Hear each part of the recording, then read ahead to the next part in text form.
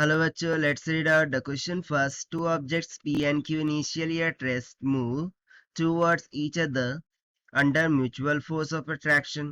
दो point object है P और Q, वो इनिशियली रेस्ट पर थे बट अब वो मूव कर रहे हैं under mutual force of attraction.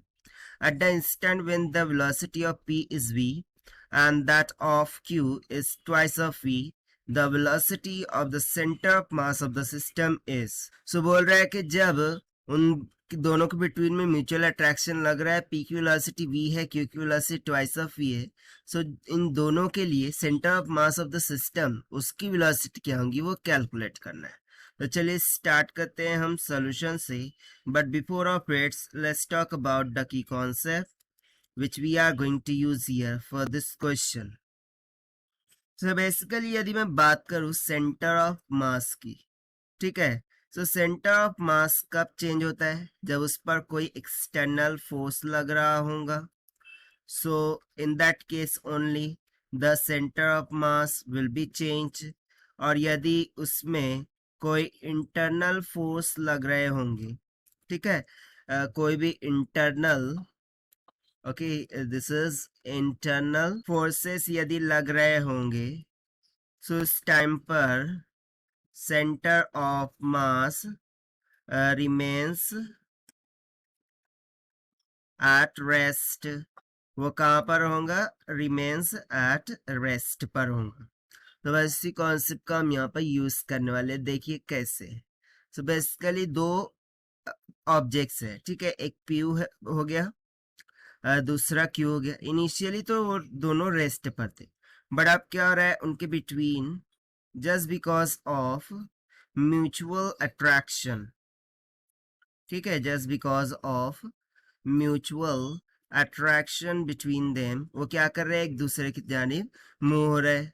v की वेलोसिटी है v, ओके, p की वेलोसिटी है v और q की वेलोसिटी बोल रहा है 2v. सो इनका सेंटर ऑफ मास की वेलोसिटी क्या होगी? सो लेट्स सपोज कि इन दोनों का सेंटर ऑफ मास कुछ इस पॉइंट पर है. सो उस पॉइंट पर वेलोसिटी क्या होंगी वो हमें फाइंड आउट करना है, राइट? तो जैसे कि हमने कंसेप्ट में देखा, ठीक है, इन दोनों के बिटवीन में सिर्फ और सिर्फ एक म्यूचुअल अट्रैक्शन की फोर्स ही लग रही है. Is there any external force exerting between them? No. So here we can say that as P और क्यू के बिटवीन में जो एक्सटर्नल फोर्स है, this is equals to zero, वो जीरो की इक्वल है. So just because of this, according to concept, center of mass remains at rest. Center of mass change होगा क्या? नहीं, वो तो रेस्ट पर ही रहने वाला है. अब यदि centre of mass remains rest, वो चेंज नहीं हो रहा है, सो क्या velocity of centre of mass change होगा? नहीं. सो देयरफॉर जो भी वेलोसिटी ऑफ सेंटर ऑफ मास होगा एट दिस पॉइंट, वो बेसिकली किसके इक्वल हो जाएगा? जीरो के इक्वल. सो यहाँ से सिंपली बोल सकते हैं वेलोसिटी ऑफ सेंटर ऑफ मास और सेंटर ऑफ मास वेलोसिटी वो क्या होंगी? Does not change. Does not change means it will be zero. वो किसके इक्वल हो जाएंगी? जीरो की equal.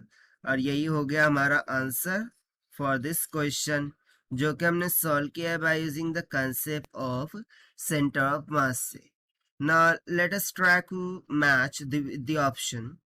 So option D will become correct. So this is the required solution. I hope you understood well. Best of luck. Thank you.